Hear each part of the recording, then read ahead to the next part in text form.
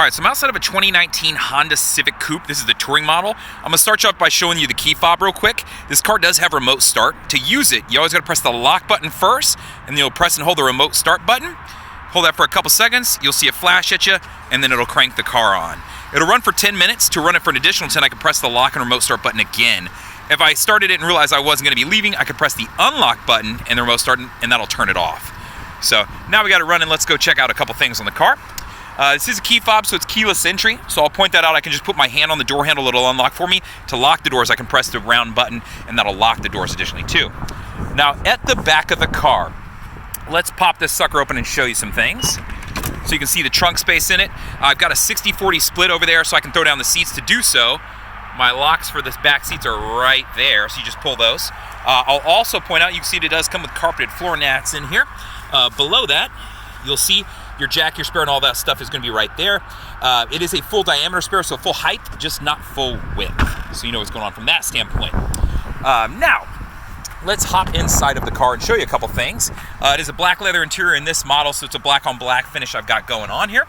I'm going to show you some different things running with this vehicle. All right, so the first thing I want to point out is going to be on the left side, and we'll start and walk you across. So I've got my window controls are here, my window locks, my door locks, my mirror controls, so left and right pad and adjust, so that's pretty self-explanatory, I think. Over here, you're going to see some of the Honda sensing stuff. The first one is right here. That is road departure mitigation. If it is on, you'll notice the LED is on. When I press this button, you'll see over here, it'll tell me if it's on or off, all right? So if I drive off the shoulder of the road, what it will do is it will actually vibrate the wheel, and then it will give me an audible alert to let me know what's going on, that, hey, you're driving off the side of the road. Above that is my collision mitigation braking system.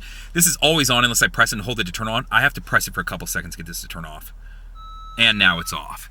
So you can see, and it'll alert me there, and you'll see that the orange lighting up there will let me know. To turn it back on, I press the button, and it's back on. So you can tell I can't accidentally bump this one and turn it off. It's going to take an active decision to do that, so you don't have to worry about getting in your car and just brushing up against it. Same thing with vehicle stability assist. This works on my traction control, so if I go into a skid, it'll transfer power to whichever wheel has more traction. So same thing, you got to press and hold this one to turn it off. It'll take a second, you'll see it pop on up there and show you. So you can see the alert, and then you can see over there in the top left, and now it's turned back on. So that's how that works. On the steering wheel. So I'm going to start on the left side. You can see my Bluetooth control, so to answer a call, to go back or hang up, to use voice command. So this will work for my navigation system. This will also work for Apple CarPlay and Android Auto, all those things. Above that, you can see I have my up and down. So if I'm listening to audio, this will let me toggle through what audio I'm listening to, and then to jump tracks or jump between stations, things like that. And then my volume controls right here. The I button is my informational button that'll show the display up here, so I can toggle through and see things like my tripometer information. You know, if you want to get torque management stuff going on here. If you want to jump over to your navigation, it'll give you a compass, or it'll give you your turn-by-turn directions if you have those pulled up and running. So I'm not going to pull anything up right now because I don't have it turned on. When I use a remote start, it's still going to ask you to get in the car and tap that start button to turn the rest of the electronics and everything on the car on. So that's what's going on right now.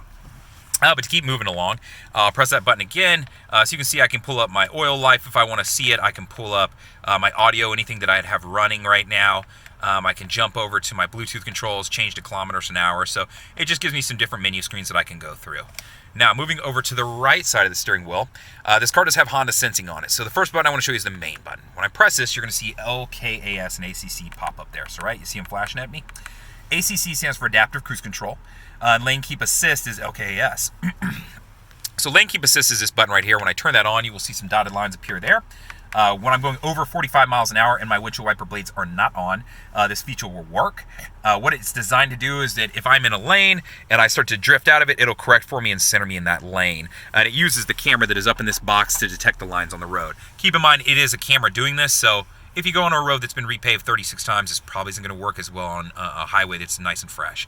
So just something to keep in mind. Now, adaptive cruise control. To use that, I would get up to my speed, press set. From there, I can select the distance it'll keep between me and the car in front of me. So if the car in front of me keeps slowing down or speeding up, it'll keep that distance and slow down and speed up, but it'll always take me back up to where I have the speed set to. When you press that, you'll see these boxes appear. The more boxes, the more space is going to be in between you and the car in front of you. That's for you to determine on what you're comfortable with. You can figure that part out, right? So that is how this works on here. One thing I will mention, if you want to use just your standard cruise control, that's exactly what I just turned on right now. You press and hold this button and then you'll see cruise mode appear. Now I can just use standard cruise control. If I want to turn it back to the adaptive mode, I press that same button and then it'll go back. So you're gonna have to press this and hold it for a couple seconds. So that's just how you do it, in case you're wondering. You'll notice I do have paddle shifters, so I've got a plus right there and a minus over here. So it will let me upshift and downshift on my own to give me a little bit more control over the car.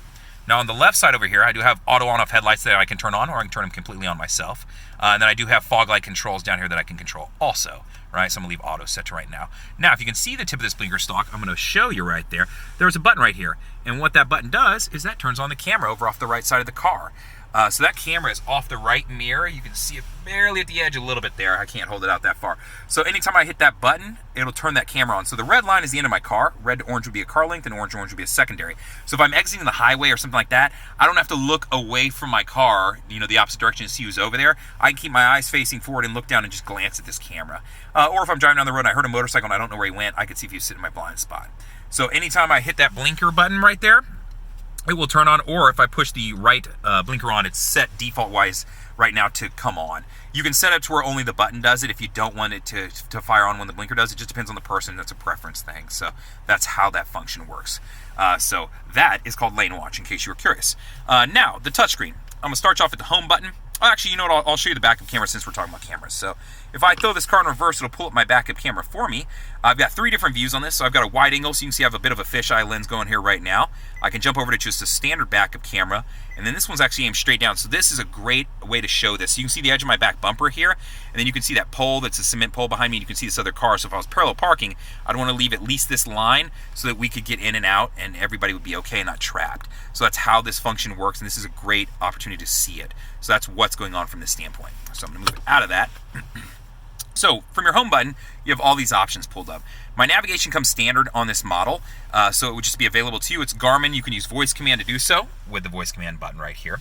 Or I can just touch stuff and go and then search, however I want to find whatever I'm looking for.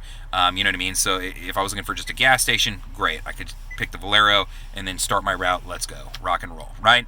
So pretty easy to use. If it's somewhere that I go to regularly, I can save it into the map and save it under a certain name. I can customize some stuff. Same way I can customize the map colors. I can customize my icon and all these different things. Okay, let's not have her yell at me though.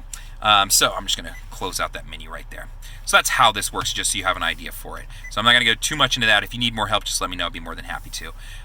As far as Bluetooth controls, once you've connected up a phone, you'll have access to this. If you've never connected a phone, it's gonna start you with the prompt there. If you're adding a secondary or third phone to this car because more than one person drives it, you're gonna wanna go to settings. From here, you're gonna wanna go to Bluetooth and Wi-Fi because we wanna add something to that list. You're gonna see Bluetooth and device list, so select that, and then at the bottom of the screen, add a Bluetooth device. We would select that and then start the prompts to adding your phone. Just make sure your Bluetooth is turned on. If it's an Android-based phone, you may have to make it discoverable. iPhones, you won't have to do that, and a lot of the new Android-based phones, you don't either, so just keep that in mind. So that's how you connect up a phone. Settings, since I was just in that. I will point out a couple settings under vehicle over here. Some commonly changed ones are under door and window. So there's about 3 settings in here I like to go under. Auto door lock. So the car is set up right now where you hit 10 miles an hour to automatically lock the doors. If you don't like that or want to change it, there's some options. You can set it to when you shift to park, or you can turn it completely off if you just don't like that feature. Now, when you're getting out of the car, when you open your driver's side door right now, it's set up to unlock the other door in the car. And you can change that too, so that's right here. So door locks are commonly changed in this vehicle, so I just want you to know. The last one I like is right here. It's called the walk-away auto lock feature. So I'm going to turn this on. What it is if this is on, and that's how you turn it on, no, not much to that. If I get outside of the car, I have the key in my pocket. Once I get outside of 10 feet from my car, it'll automatically lock the doors. So if you're the person who gets halfway into the grocery store or halfway into work or school or whatever and you can't remember if you locked it, you probably want to turn this feature on. So that's some settings, just some general stuff you can check out. Smartphone connection. So if I connect my phone up to the USB, which you'll see I have a USB down there and they actually give me a cord to run it to, and there's an adapter right here for it. I can connect my phone up and pull up Apple CarPlay or Android Auto. This is where it'll show up once you've connected the phone. If it's an Apple-based phone, you don't need to do anything. You just connect the phone, it'll automatically start going. If it's an Android-based phone, you will need to download the Android Auto app, so keep that in mind. This will give me access to Spotify, Pandora, Google Maps, Waze, iHeartMedia, the WhatsApp app. So there's a lot of different options. You can check out there for a list to see what all is going to be compatible. But just a lot of great functions you can use. So if you're looking at models below this, maybe you don't need built-in navigation. You can use your own. Or if you just prefer Google Maps or Waze because it always updates, great way to take advantage of it. So that's what this is for. Audio-wise, let's show you what the car has to offer. So from here, I will touch the source button, and it'll pull up all my options. So I've got FM, I've got AM. The car comes with 3 months of Sirius XM satellite radio. I have USBs, which you saw down below, that I could plug a thumb drive into if I wanted to be able to listen to music that way. So it's just a different way to get to the same thing. While I mentioned that, there is an additional USB drive in there, which you can't see right now because it's dark in this car. Let's see if I can throw a light on. There you go. So now you can see it. So I've got a couple, one there and then the one below down there that you saw also. So that's what's going on from this function. I've got Bluetooth, so I can wirelessly connect up. Pandora compatible. If you want to go Spotify or anything else, you can use Apple CarPlay or Android Auto and you access all those, or just play it through Bluetooth and then you have access to any app that you want to use that'll play audio. So that's how that works. So that's your audio options on the vehicle. Information, this will allow me to pull up like tripometer information, or if I wanted to clock and screensaver. So trip info, I'm not going to show you because that's pretty self-explanatory. This is a screensaver that pops up. Through a USB thumb drive, I could load up a JPEG or PNG file if I wanted to put my own picture there. And to do so, it's not hard. When you get to that screen, it actually prompted me at the bottom if I wanted to do it. So if I go to the clock and wallpaper settings, and then from here, I could select wallpaper type, and then I could customize it and go on through the prompts if I want. So that's just how you do it. So if I wanted to turn that completely off, so I just want a picture of me and my buddies, and then from here I could add new. So that's how you do it. So if you want to mess with that, you absolutely can. I'd be more than happy to help you with that too. Honda Link is set up to where it's going to give you access to recall notice, maintenance reminders, things like that. One additional feature that safety-wise that this does is in the event that you get into an accident, the car will first call you to make sure you're okay. This is only if the airbags deploy. If you don't answer, it can be set up to automatically call 911 for you. 100% free. It's just a cool safety feature that the car has to offer. So it's a lot like what OnStar does, except no subscription base. So just keep that in mind. That's another cool feature that's related to this. So that's kind of a rundown of the touchscreen. My climate control right below, I can control this separate of each other, so I have them synced right now. If I change these, you'll notice low and 75 right now, so it'll blow. It's dual climate control is what I'm saying, really. If I push sync, then I'm controlling all off of this one side. So I can control all of this right here from the buttons, or I can touch the climate control button if I want to do it on the touchscreen. So just 2 different ways to do the same things. So just keep that in mind. That's how that works. Below that, I do have heated seats, so my controls right here, and I have 3 different settings for each side, right? Past that, you'll see a couple different buttons. First is my parking brake. It's electronic. Put your foot on the brake, lift up, and it sets it. The LED is going to let you know that you have it set.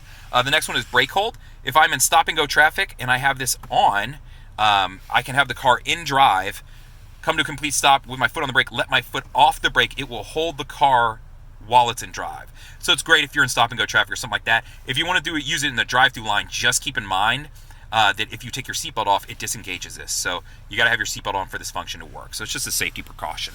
Over here, econ button, when I turn that on, you'll see a green leaf pop on right up there. So I'm turning it on so you can see it flashing right now. It will improve the gas mileage of the car, but in doing so, it's a give and take system. You're going to lose out on a little bit of acceleration, and your AC won't blow at full blast. If you have it on full blast and you use this, you're probably not going to notice the difference, but it is there, so I just want you to know about it. Outside of that, if you're a conservative driver, you could have this on all the time and never know the difference. If you're a little bit more of a heavy-footed person, turn it on and off as you go, right? Center console. It is sliding, so I'd slide it back and then I can pop it completely open.